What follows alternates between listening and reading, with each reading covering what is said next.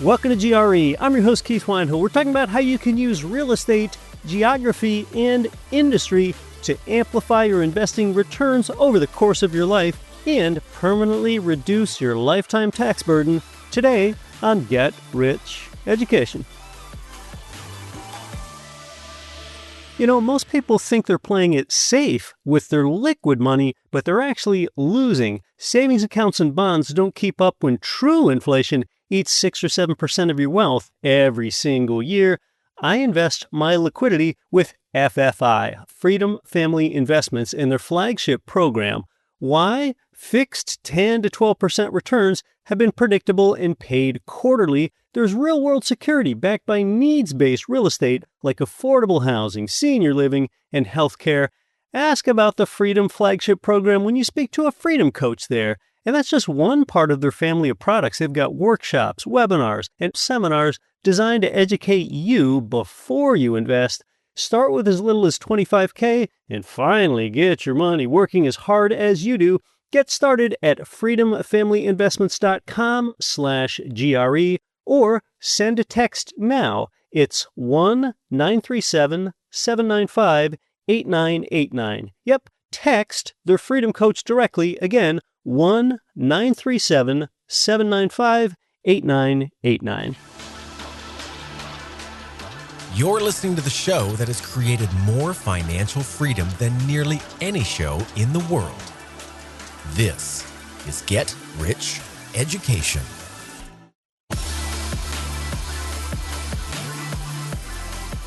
Welcome to GRE. From Milford, Delaware to Milford, Utah, and across 188 nations worldwide. I'm Keith Weinhold, and this is Get Rich Education, the voice of real estate investing since 2014. Now, what do you think about a multi-week government shutdown? That means there's a cut in your service level, but of course, there's no commensurate cut in the amount of taxes that you pay.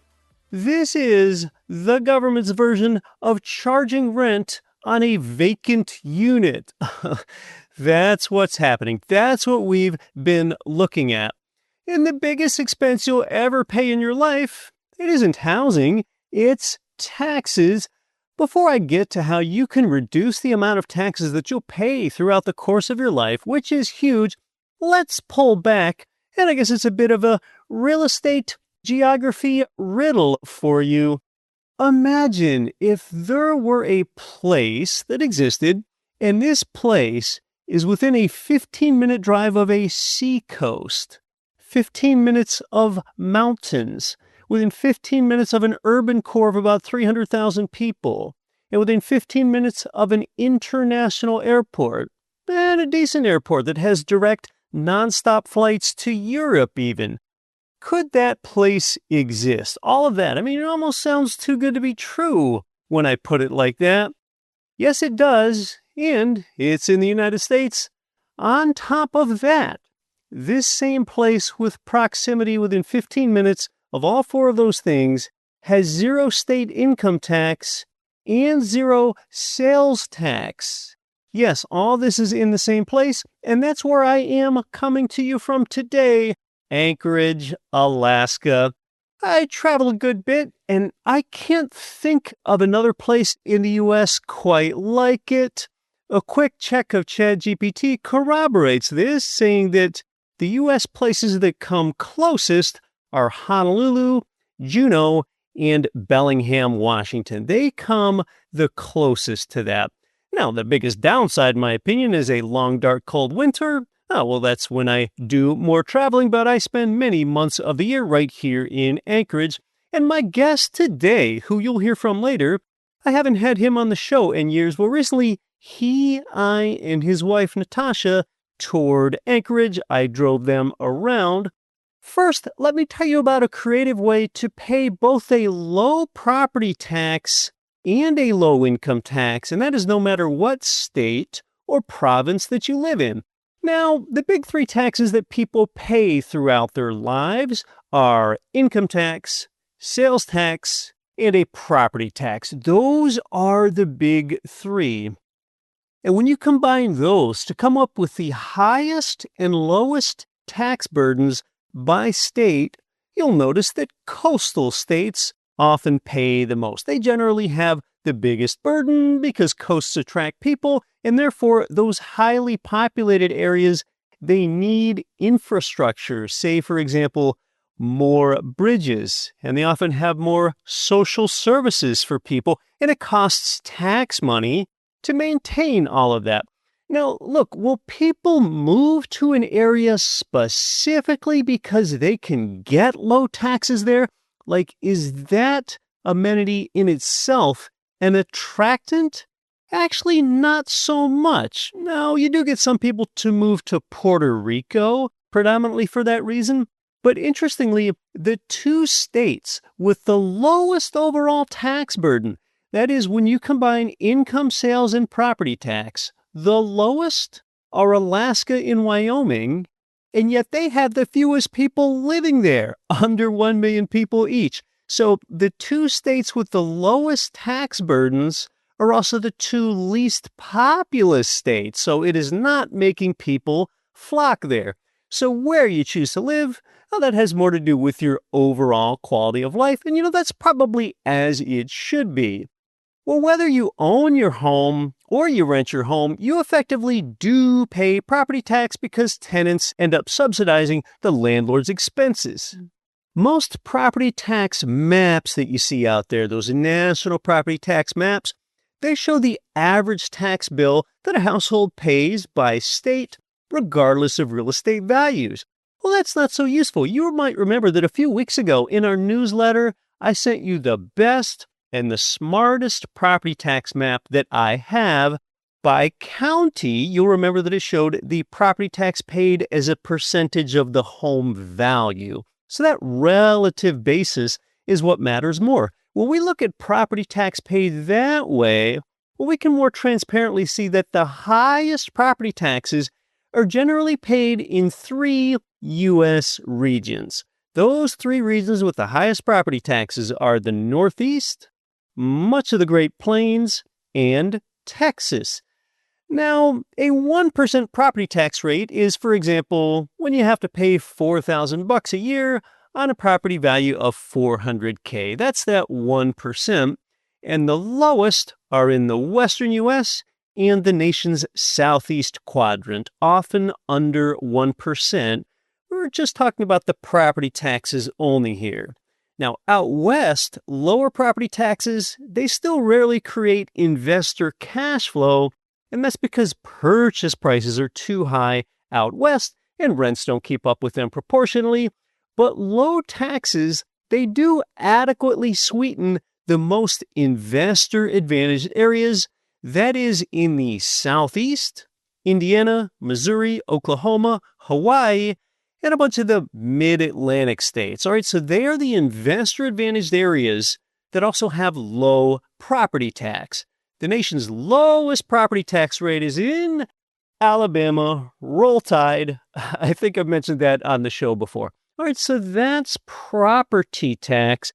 But states have to get their revenue somewhere. So oftentimes, if their property tax is low, well, then they have to make up for that. So therefore, their income or sales tax can be high. Now, as far as income tax, each state has their own, of course.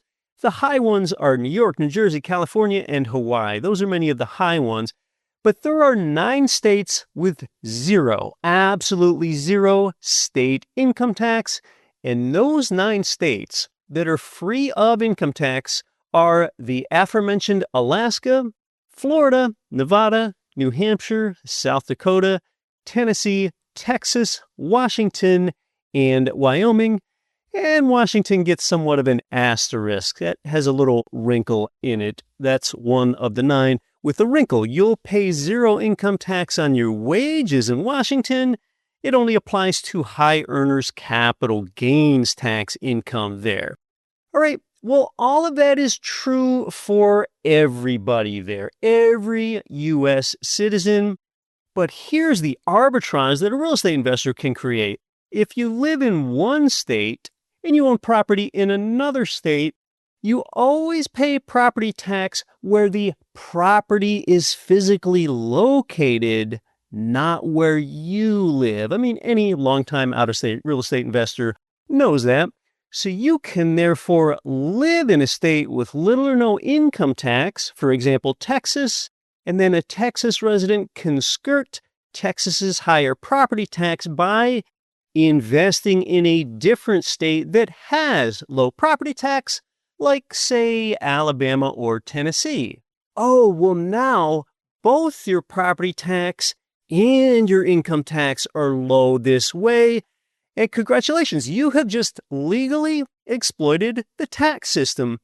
Some examples of a low income tax home state where you live and a low property tax investor state where your investment property is, so that you get the best of both worlds. They are Texas is your home state and Alabama is your investment property state, like I just described, and then a few other scenarios so that you can legally use the system to pay both a low income tax and low property tax are having Pennsylvania as your home state and Missouri as your investor property state, having New Hampshire as your home state and Tennessee as your investor property state, and then another example, having Washington as your home state and Arkansas as your investor state. Those are just some examples of combinations there about how you can live in a low income tax state and then also enjoy having your investment property in a low property tax state.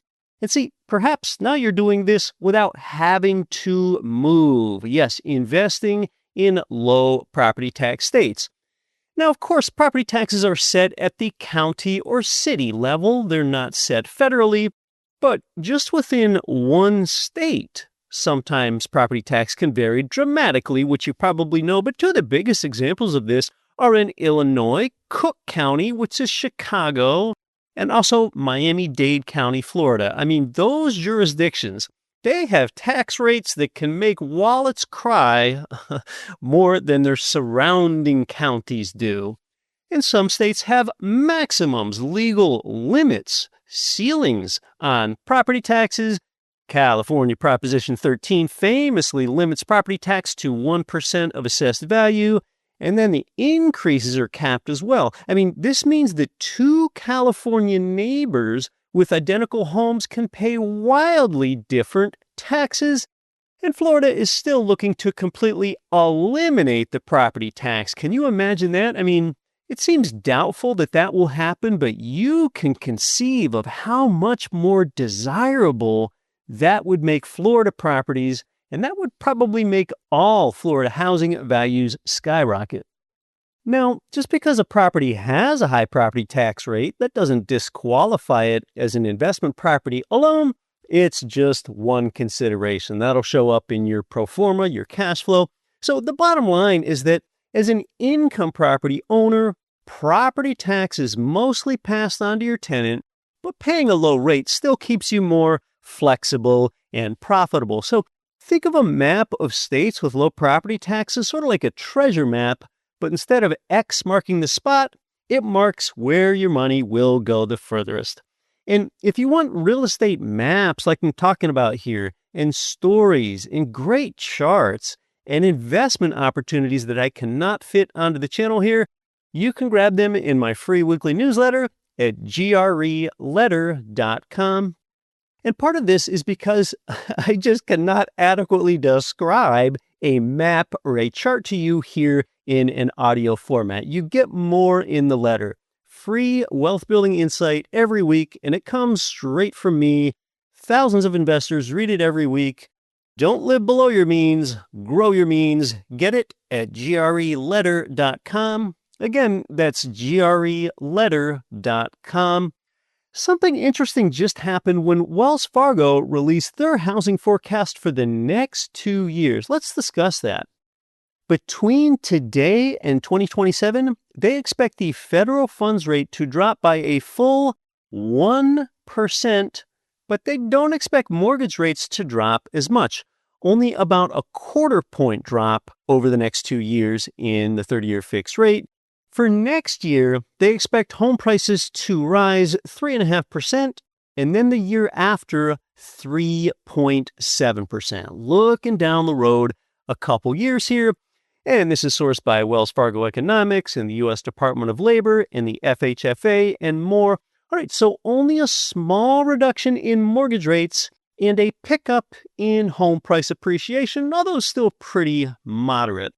Now, you gotta take any interest rate prediction with a grain of salt. Like I've told you here before, I do not forecast interest rates. And when you're looking at interest rate predictions, you are squarely looking at a waste of your time.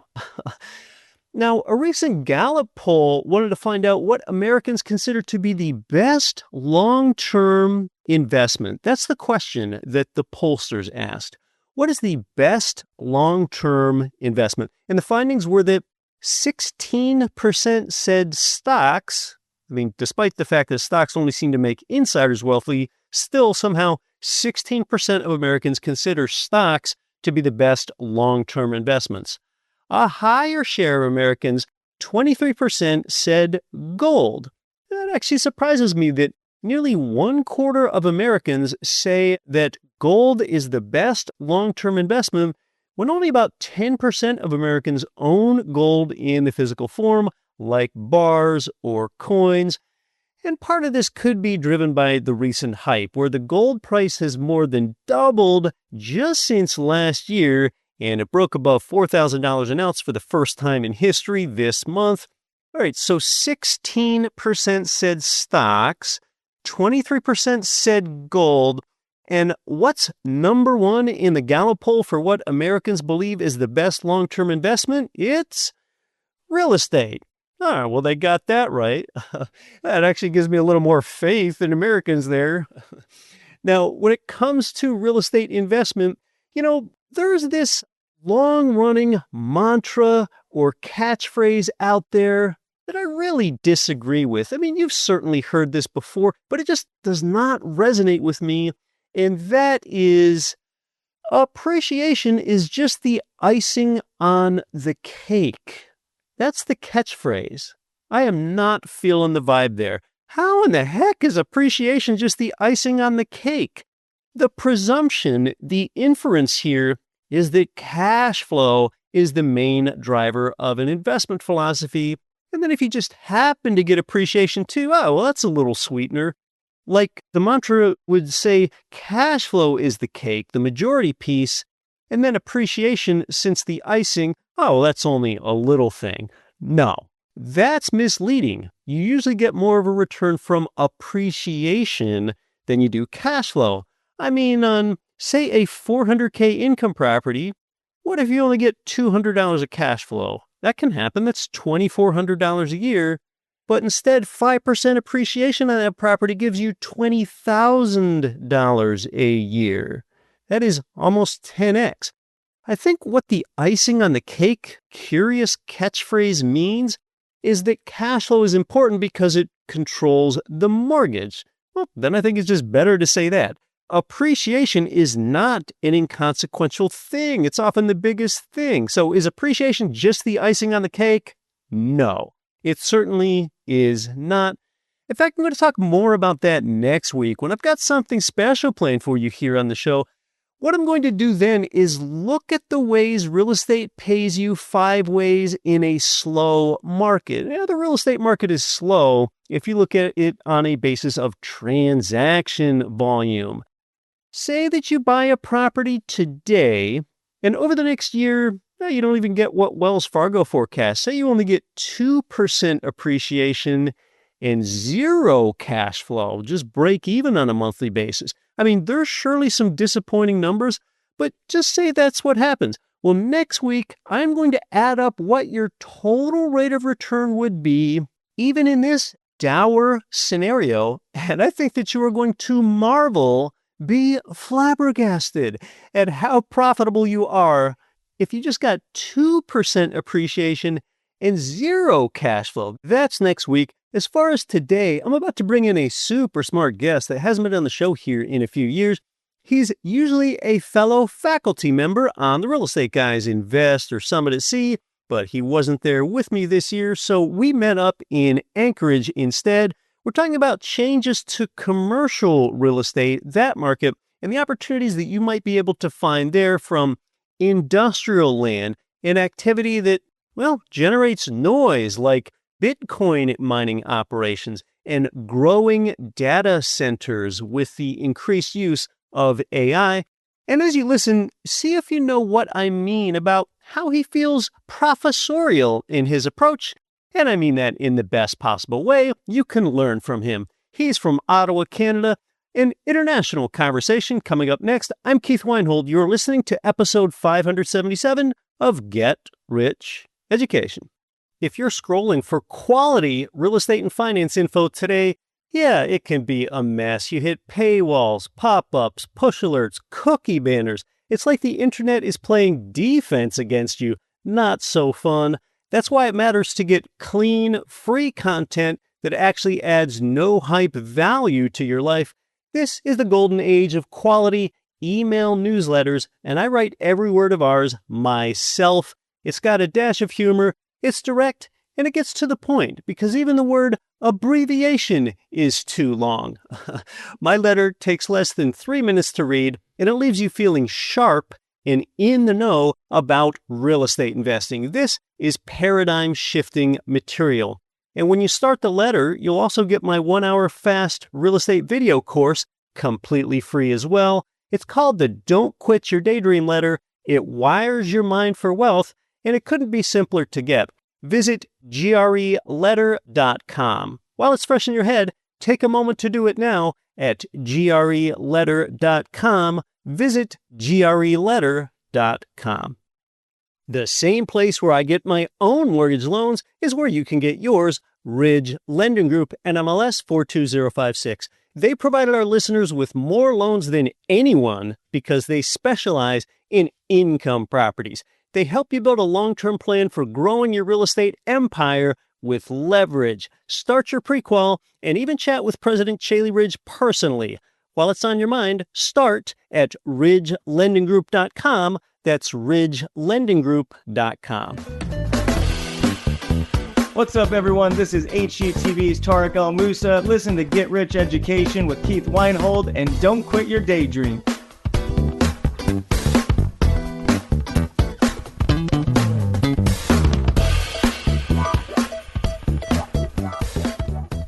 Hey, it's great to welcome back a longtime industry friend. He's a senior partner at Y Street Capital. He owns a development company that's active in 9 U.S. states and 2 Canadian provinces, and he's the host of the Real Estate Espresso podcast. Hey, it's great to have back. It's been a few years. Victor Menasce.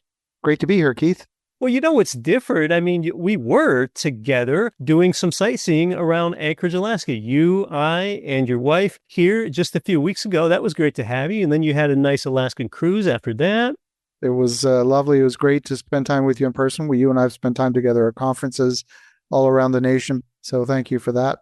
Yeah, it was great to do some fun stuff and like, oh, hey, this guy knows a world outside of just talking about cap rates all the time. So, right. Victor, the commercial side is pretty dynamic, and it sure has been lately with all the changes that we've had in the world, really starting with the pandemic almost 6 years ago now. That includes the industrial space and how the need for warehousing and storage has changed. So from a real estate perspective, tell us about what you're seeing there.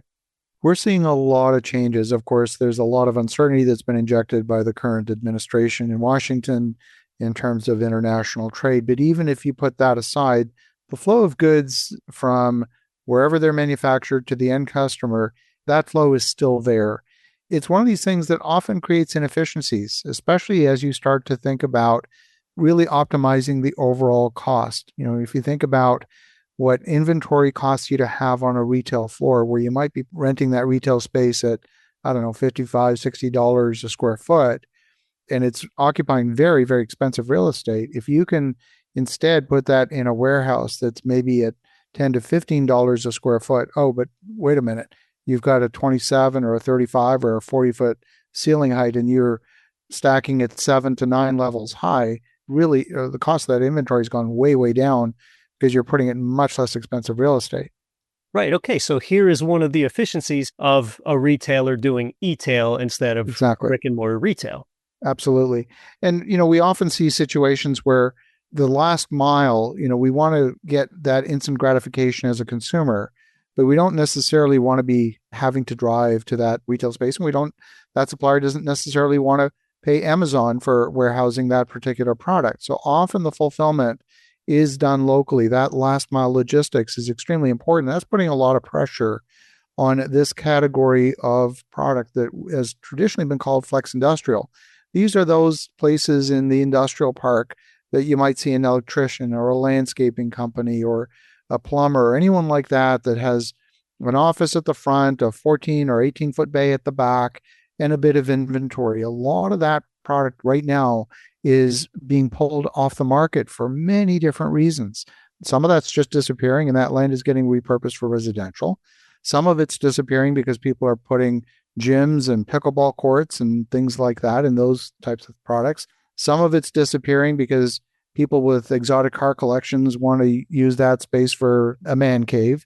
There's many different things that are demanding that particular product, and there's very little of it getting built. So that's another area right now that is under a lot of pressure on the demand side. Not a lot of new supply, and rents are going up much, much faster than they otherwise should be. Talk to us more about the industrial space from the supply-demand perspective. What do people want and what do people need? It varies widely. There are companies that are in manufacturing. They will often look to refresh their investment in equipment. They may not have the capital, so they will sometimes do a sale leaseback of their building, of their facilities, so that they can then repurpose some of that capital into the equipment side so that they can maybe modernize their manufacturing. That's another area where we see significant shifts happening in industrial. We also see a lot in logistics, where the most efficient way to move goods is a 200-year-old technology called rail, and it's still alive and well. I mean, if you think about the cost of shipping a container across the country, you're going to spend about 2 cents per ton mile to move that by rail, or about 10 cents per ton mile to do it by truck. So that's a 5 times difference in price. That means a container from Los Angeles to New York is going to cost you about $1,400 if you're moving it by rail, or about $7,500 if you're moving it by truck. But if you're now part of the rail system, there's now logistics that you have to worry about at either end. And so if you want to make all of that work, those transfer hubs become extremely important, and there's just not a lot of them. Okay, so it might only cost 1/5 as much per ton mile to move a good over rail as it does road, but you're sort of talking about the logistical challenge of, getting it that last mile from the rail terminus to the end user. Absolutely. And there can be a lot of cost associated with that last mile. So if you can solve that problem for the logistics companies and lower their cost for that last mile, that's got significant value. And that's another demand for industrial land. And very few cities are adding industrial land to their master plan. Warehouses don't vote, so they don't tend to take other land and zone it industrial. In fact, if anything, it goes the other way. There's a lot of pressure to take land that was zoned industrial and rezone it for commercial or for residential. In fact, we see that in a lot of cities. Now, you, the listener, if your entrepreneurial wheels are turning, you can see the opportunity for, hey, can I get in and help solve the problem in that last mile demand creatively? How do I think I could get in? How do I think I could do that as long as that demand is sustainable? Victor, when we talk about industrial real estate like we are here, as real estate investors, one of the things that we often think about is site selection. Tell us more about that through the industrial lens. I think there's a couple of things that matter. Number one, you can't pay too much for it. It's got to be at the right price. So you've got to be thinking about, we always do what's called residual land value analysis. And that happens in residential, in commercial, every single asset class. Everyone works backwards from the answer to the question. So the answer is, here's how much profit I need to generate. Here's my capital cost. Here's, you keep backing up and you say, well, now what's left over, that's what I can afford to pay for the land. So you always got to be working backwards from the answer to the question. And this is no different. We do this in industrial as well. So you got to make sure that situation where the numbers work. Number two, you've got to make sure that there is the right supply-demand dynamics. You got to make sure that the property itself is not contaminated. That can be a liability. If that was once a heavy industry site, then there could be contamination. You want to make sure that that's somebody else's problem, not yours. Or if it is your problem, that you can mitigate it where the cost is bounded. So you got to, look at all of these things together. And then, of course, there has to be good connectivity, good access to freeways, to major arterial roads, good access to rail. If you can get a rail spur on the property, even better. But even if you can't, as long as you have good access to major roads, I always look at this through the lens of product design, where you're designing a product for a very specific customer. And so it starts with the end customer's need in mind. And it's not a speculative process. It's really understanding who that customer is, designing a product for them, and making sure that you're delivering it at the right price. So it's always working backwards from the answer.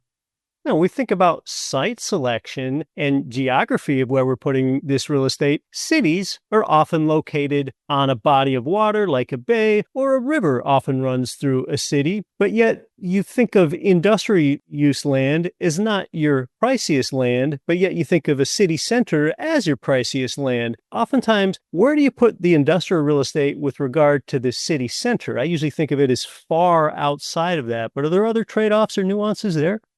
It can be. It's a question of whether you're doing a greenfield project or an infill project. If the land was previously zoned industrial and you're now just redeveloping it, that can make a lot of sense.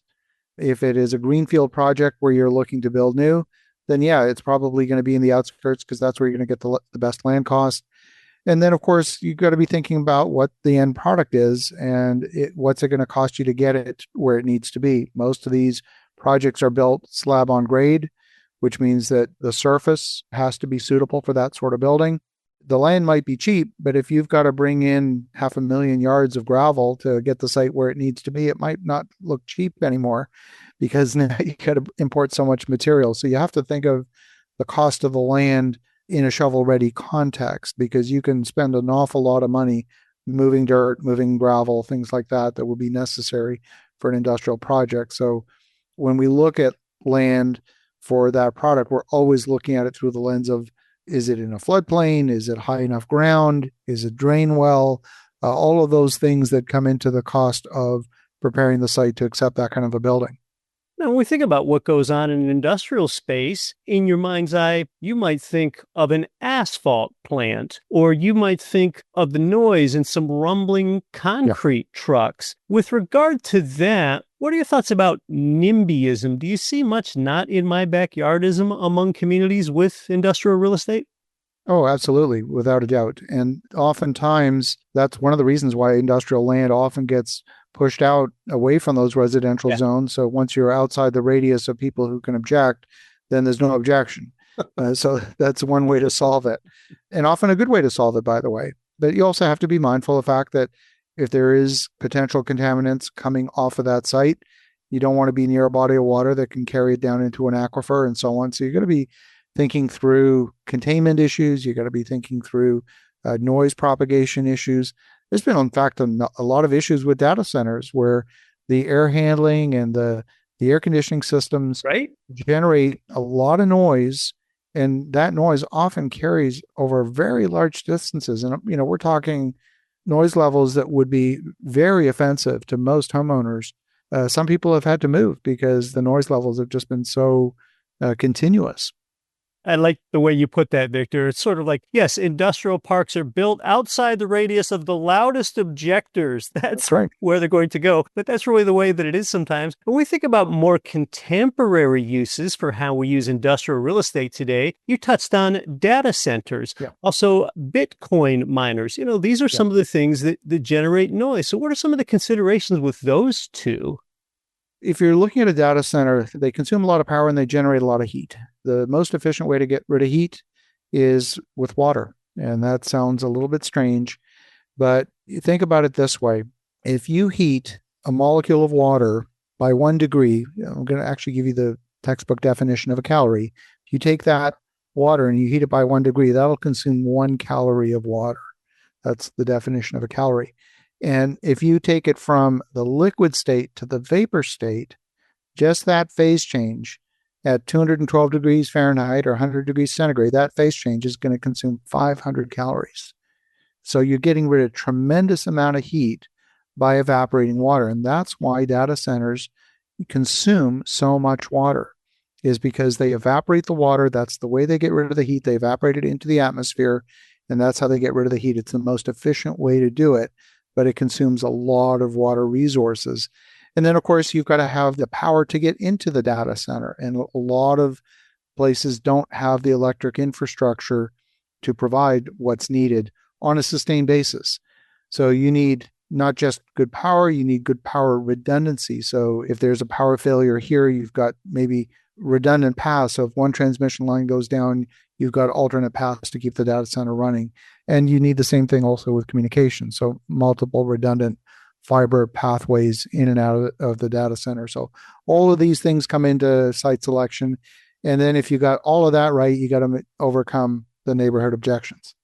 Yes, that's right. We're doing a little science here with Victor Menasce, experienced international developer. And Victor, when we think about industrial real estate, and we're here on an investing show, maybe an investor sees potential in data center real estate or something like that. So for the individual investor, what can they do? Can they do anything individually? Are there funds to invest in to either avoid or be attracted to? Tell us about how the investor can get in. We're not active in data centers. We're active more on the industrial side. I know the existence of data center funds. I know, for example, Kevin O'Leary, very famous on Shark Tank, is a major investor in data centers. If you look him up, there might be some potentials there. Many of the major players in artificial intelligence, Oracle right now is taking on a boatload of debt to build data centers for OpenAI. So they're going to both build and operate those data centers. And I don't know where they're getting their capital, but they're getting a lot of it, or at least that's what's been announced publicly. Data centers require a lot of, at least at that scale, require a tremendous amount of infrastructure. We're talking hundreds of acres. We're not talking a small warehouse here that might be 1 million square feet. We're talking big acreage for those scale projects. And for more localized projects, yeah, there are smaller data centers, but they're not that economical to run. So it's usually the large ones that are the most cost efficient. Well, two things, Victor. Is there anything else about industrial real estate our listeners should know? Maybe something I did not think about asking you. And then tell our audience how they can learn more about what you're doing. We see opportunity in particular. We think of it almost like a covered land play. We're very active in the industrial outdoor storage space, where there is need for things to be stored outdoors. It might be landscaping companies that want to buy materials by the truckload. It might be car dealerships that have an excess of inventory. It might be boat and RV storage. There's many different uses for secured outdoor storage, and these are products that are designed very specifically for customers that have those needs. And as a covered land play, frankly, it's some of the best returns that are available in the marketplace. We've looked at a number of different things, and this is where we're placing majority of our energy right now as a development company, is in that space, because we see it as an underserved segment of the market where there is not a lot of institutional money that's come into the play yet. So we're very active in that space. And how can our audience learn more about what you're doing?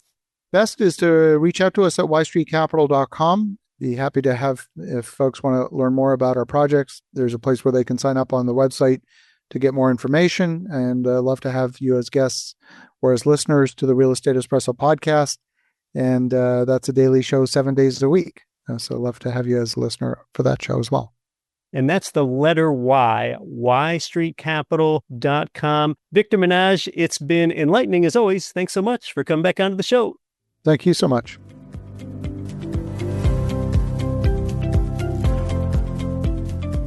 Oh yeah, good stuff from Victor, as always. Another thing that I, and his wife did in Anchorage when he was here recently is visit, well, it was not an AI data center, but we went to a mint that sells gold bars, nuggets, and bullion. I really just looked. It was fun to look with Victor and actually pick up and hold gold nuggets, something that you cannot do online. I didn't have any intent to buy anything. With the run-up in precious metals prices, I made my last purchase of those in the middle of last year, so a year and 4 months ago. Today, I hear about lots of people rushing to buy precious metals now amidst this big price run-up, and the run-up might still have a ways to go, but No, the time to buy was like a year and a half ago or more. It's not now. Getting caught up in the euphoria, this sort of exaltation where you're paying double the price. Next week here on the show, I've got more that I want to share with you on today's opportunity in new build rental property, how real estate pays 5 ways in a slow market, which is just fascinating. And I've got a GRE live event to tell you about next week as well, and more. Lots of intriguing wealth building material here in future weeks. And then sometime after that, my own right-hand assistant here at GRE is going to come out of the show and ask me some of your listener questions. It's the first time you'll hear her voice on the show. But more importantly, get my answers to your investing questions. If you'd like your question answered on a listener questions episode down the road, as always, you can write into us at getricheducation.com/contact. That's getricheducation.com/contact. Until next week, I'm your host, Keith Weinhold. Don't quit your daydream. Nothing on this show should be considered specific, personal, or professional advice. Please consult an appropriate tax, legal, real estate, financial, or business professional for individualized advice. Opinions of guests are their own. Information is not guaranteed. All investment strategies have the potential for profit or loss. The host is operating on behalf of Get Rich Education, LLC exclusively.